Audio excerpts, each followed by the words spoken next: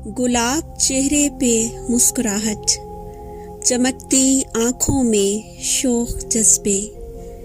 वो जब भी कॉलेज की सीढ़ियों से सहेलियों को लिए उतरती तो ऐसे लगता था जैसे दिल में उतर रही हो। कुछ इस तयक्कुन से बात करती थी जैसे दुनिया उसी की आँखों से देखती हो।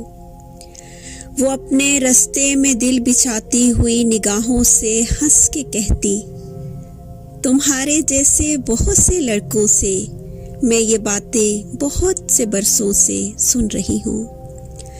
मैं साहिलों की हवा हूँ, नीले समंदरों के लिए बनी हूँ। वो साहिलों की हवा सी लड़की जो राह चलती तो ऐसा लगता था जैसे दिल में उतर रही हो।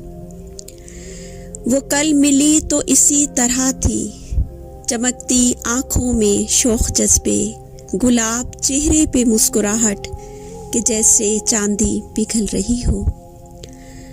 मगर जो बोली तो उसके लहजे में वो थकन थी कि जैसे सदियों से दश्ते जुल्मत में चल रही हो।